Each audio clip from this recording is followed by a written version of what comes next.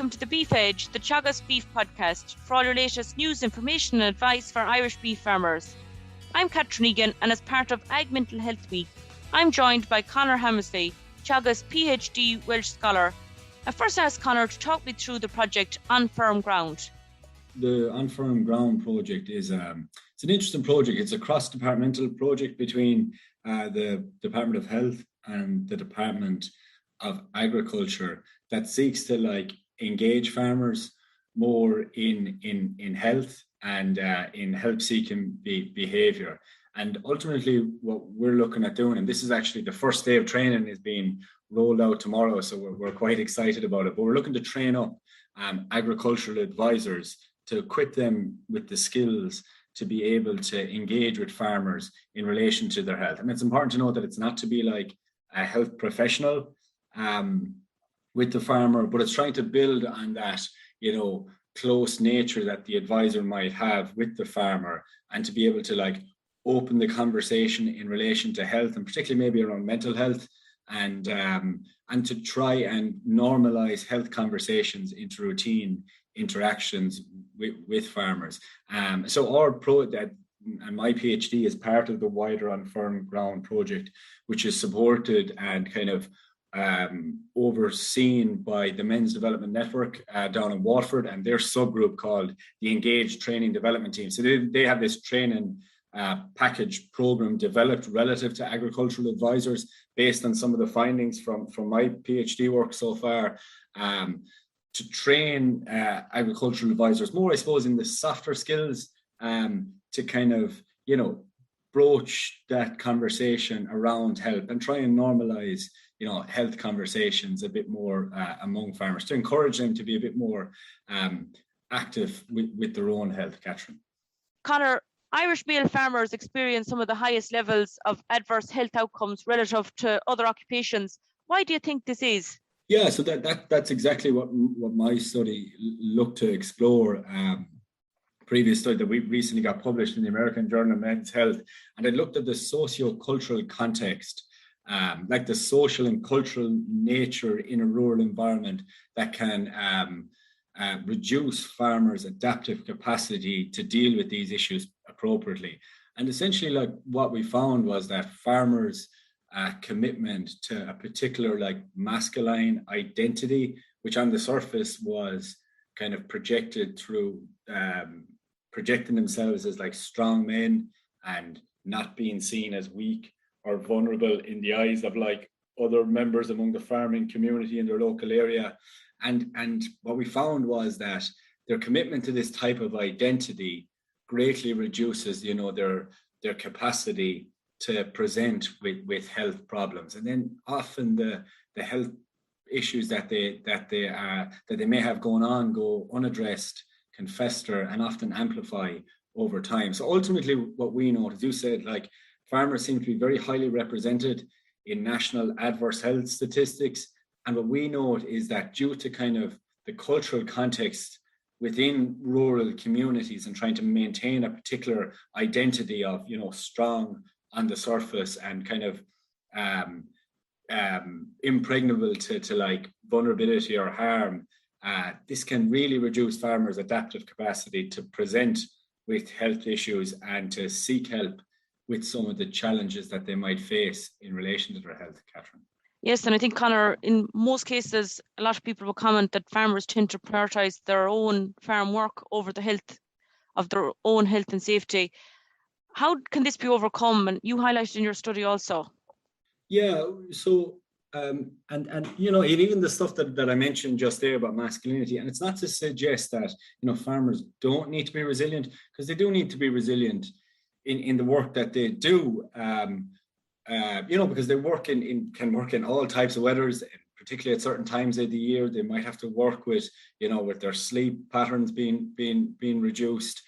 So it's not that they don't need to be resilient, but just the problem that we notice is that when that kind of resilience morphs into how they relate to health and help-seeking behaviour, and then that can kind of become problematic. And it's interesting, we interviewed wives and partners of farmers in relation to this, to kind of get the broader perspective of how, you know, the wider farming and rural community view farmers and rural men in relating to health. And I remember one wife of a farmer said to me, you know, my husband is always the first to offer help and support, but the last one to seek it themselves. And the thing is for farmers to kind of extend that support and empathy that they show, you know, for their livestock, their farm, their family, and even with their community and the community organizations that they're involved in, and to extend that support and care to themselves, you know, because ultimately their health, you know, is the most important cog in the wheel for the maintenance of the farm in and of itself. And, you know, I spoke a small bit earlier about, you know, the perceptions that they feel they need to live up to in relation to kind of a masculine or tough image, for fear of being, you know, weak or vulnerable. If someone knew that they were being challenged by a particular thing within a rural community. But in reality, rural communities are actually very supportive communities, and that gets demonstrated, you know, when there can be a difficult time within a rural community, like a bereavement or something like that.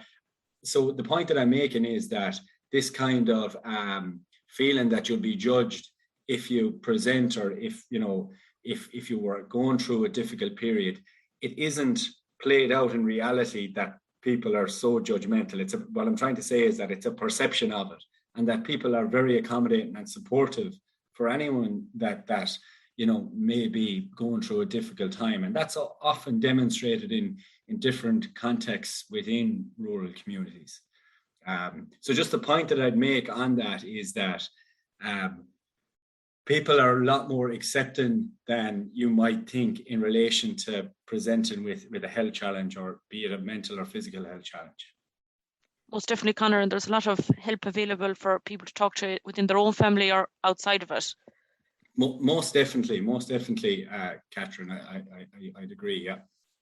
I suppose we also note that, and you noted in your study, that farming is a very isolated occupation, and it's something that you've highlighted, but it's not just really the past year with the pandemic or anything that has been probably magnified, if more so, in the past year. What did you find from your study? Yeah, so this came up as a kind of a key theme, you know, among farming groups, and particularly more geographically isolated farmers. You know, we interviewed and done focus groups, which is basically a discussion group with farmers in different parts of the country. And, you know, there was grave concerns expressed about what was seen as kind of, I suppose, the broader unraveling of rural communities, underpinned in particular by the decline in the number of viable farm holdings, the closure of rural services and social outlets, the loss of community spirit, you know, or that mehel, you know, and there's this kind of sense that they were being maybe abandoned by the key pillars of society, that, you know, they weren't, that programs weren't taking into account, you know, their needs. So what we noticed that greater kind of interventions need to be put in place. And this is kind of goes back to a key thing that we're very interested in within Teagasc, and also the National Centre for Men's Health, where I work in IT Carlow, is having, you know, geographic and gender and occupation specific health interventions to support the needs of particularly marginalized communities, and to try and accommodate, you know, their particular social needs, if that makes sense. And one thing, you know, on the surface that has been demonstrated and has proved to be very successful, you know, is the Farmers of Hearts program. That a colleague of mine has done a lot of research on, Diana Van Doorn, where they set up, you know, health marts or health stands at marts, and then farmers can, you know, go there, get their blood pressure checked, get a little quick health checkup, and, you know, and it kind of just gets them to engage in their health a bit more and be a bit more conscious in their health, and it removes that kind of barrier that they may face in relation to, you know, if distance between the farmer and a local health service is an issue, you know, accommodating the health interventions to meet the needs of the farmer by, you know, going to like marts, setting up stands there, you get a quick health checkup, you know, and, you know, they can, and that might be kind of the gateway for more health engagement too as well, because, you know, they might realize that it's not as intimidating as they may have perceived it to be, if that makes sense, Catherine. Yeah, it is a fantastic initiative, Conor. It is a fantastic initiative. It is a fantastic initiative, and I think that is ultimately because men in general have a disproportionate burden of health outcomes relative to their female counterparts. But then if you look into the data a bit more, there's subpopulations of men that suffer even more disproportionately than other populations of men. And what we would argue is that, policy and health supports need to be more targeted and more accommodating and more kind of gender sensitive towards them men, to try and bridge some of the barriers and make it more compatible for them to engage with. Finally, Conor, I suppose farmers face a lot of different challenges and stressors on a day-to-day basis. For farmers that's listening in, or for their family members, what advice have you for them that are concerned about their family member or themselves, and ways that they can proactively manage their own health?